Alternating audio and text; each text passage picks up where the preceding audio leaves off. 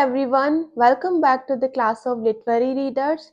This is Pratibha, and in the last two videos, we have already talked about the Greco Roman period and the Old and the Middle English period, as we are continuing our series on the history of British literature.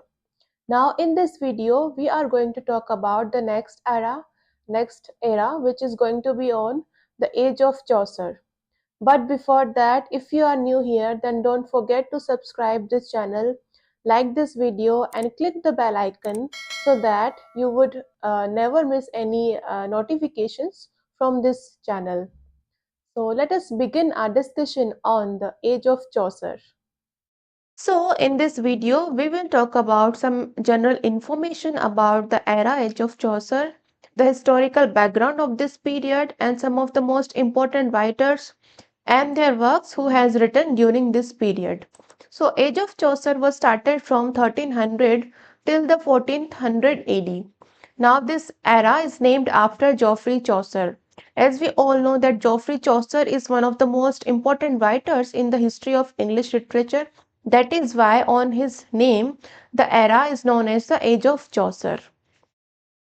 And Chaucer is also known as the father of English poetry. Now, why Chaucer is known as the father of English poetry? Because Chaucer has written in the language of the common people. He wanted to read a wider audience like the common people. According to Chaucer, literature should be accessible for all. So that is why he is known as the father of English poetry. Apart from it, he wrote in the East Midland dialect. Now, what was the East Midland dialect? It, it was a kind of a regional form of Middle English spoken in and around London.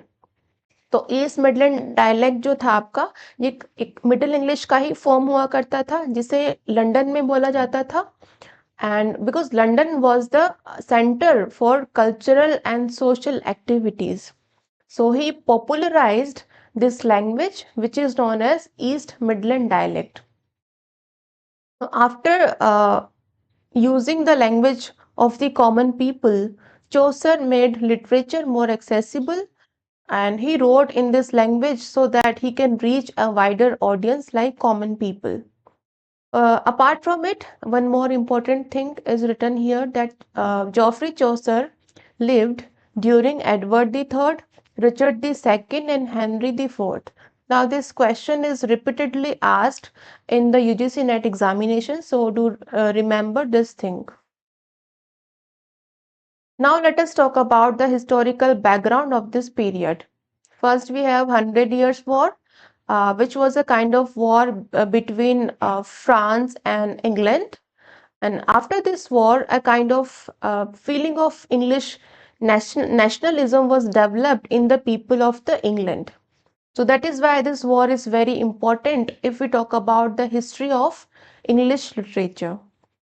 After it, we have the Black Death. It was a kind of plague epidemic जिसकी वजह से around 1/3 of the population killed during the this Black Death. Then we have the peasants' revolt. This revolt was happened due to high taxes, due to social injustice against the peasants. Now these two events is very much important because after these two events, the writers started writing about the all social classes. Okay, like we have Canterbury Tales by Chaucer. तो Chaucer ने Canterbury Tales में हर class को include किया है in characterization. Okay, and we have already talked about that English established as a literary language after the 100 Years' War. Now let us talk about the major writers of this period.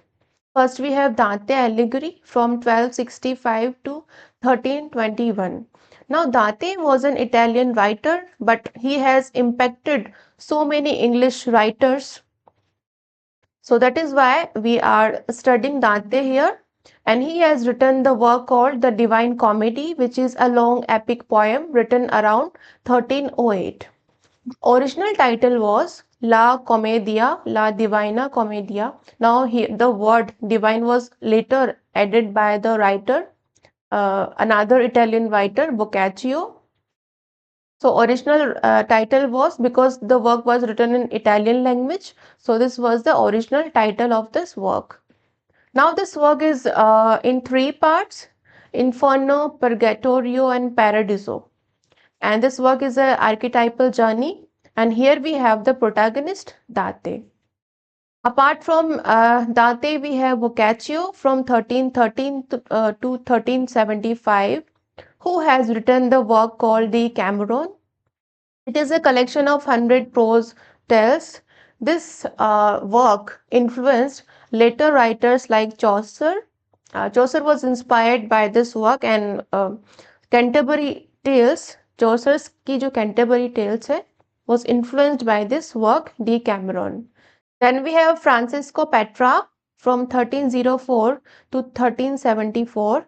He is known as the father of humanism. So do remember this thing, that who is called as the father of humanism? That is Petrarch. Apart from it, he also developed the Petrarchan sonnet, and he influenced so many English poets like Vyas, Surrey, Spenser, and Shakespeare. Then we have one of the most important writers of this period and in the history of British literature, Geoffrey Chaucer, from 1343 to 1400. Geoffrey Chaucer was influenced by the Italian writers like Boccaccio and Dante. So do remember that his works were inspired by these two writers. And his major works are the Book of Duchess, the House of Fame, Troilus and Cresside, the Parliament of Fowls, the Canterbury Tales, and the Legend of the Good Women. So these are some of the most important works by Geoffrey Chaucer. Apart from Chaucer, we have John Gower from 1330 to 1408. He was a moral and didactic poet. Chaucer's की जो Troilus and Cresside है is dedicated to this writer because he was the contemporary of Geoffrey Chaucer. If we talk about his major works, then he has written Confessio Amantis, which means the confession of a lover, in 1390 in the language English. Then he wrote Vox Clementis. He wrote this work in the language Latin. Then we have Mirror de L'Homme. It is a French title, which means mirror of the man. Now, one of the most important thing about John Gower is that he wrote in three languages: English, Latin, and French. Then we have William Langland from 1332 to 1386. He has written the work called The Vision of Piers the Plowman. Now, it is an allegorical dream vision poem written in alliterative verse. Here, the writer talks about three allegorical concepts. Do well, do well means do well, do bet means do better, and do best means do best. So do remember that William Langland has written the allegorical dream vision poem called The Vision of Piers the Plowman. Next we have John Wycliffe. He is known as the leader of the Lollards. Now Lollards was a kind of a movement. The follower of this movement were trying to, reform the church, to reform the corruption in the church. So John Wycliffe was the leader of the Lollards. He is also known as the Morning Star of Reformation. And apart from it, he also translated Bible into English language. Okay, so let us revise what we have studied till now. That the timeline of this period from 1300 to 1400, and Chaucer is known as the father of English poetry and wrote in East Midland dialect. Then we talked about the historical background of this period, the Hundred Years' War, the Black Death, and the Peasants' Revolt. Then some of the most important writers are Dante, who has written Divine Comedy, Boccaccio's Decameron, Petrarch, who is known as the father of humanism. Then we talked about Geoffrey Chaucer. His some of the most important works are written here. Then we talked about John Gower, who wrote in the language English, Latin, and French. Then we talked about William Langland's The Vision of Piers the Plowman. Then John Wycliffe, who is known as the Morning Star of Reformation. Now, this period has influenced so many writers like Chaucer popularized poetic forms like heroic couplet and rhyme royal. Now, the later writers like Dryden and Pope also used heroic couplet and rhyme royal in their works. Apart from it, William Shakespeare's Troilus and Cressida जो है वो inspired है Geoffrey चौसर की Troilus and क्रिसेड से. Then the Parliament of Fowls by Geoffrey Chaucer inspired Spenser's Fairy Queen, in which he adopted the allegorical technique, okay, which was given by Geoffrey Chaucer in the work The Parliament of Fowls. Then Piers of Plowman inspired John Bunyan's The Pilgrim's Progress. Then Confessio Amantis, which is by John Gower, inspired William Shakespeare's Pericles and Prince of Tyre. So this was all about the Age of Chaucer. Now I have a question for you, that which Middle English poet wrote in 3 languages? So let me know in the comment section that which Middle English poet wrote in the 3 languages. So that's all for today. If you have any query, you can post your comments in the comment section down below.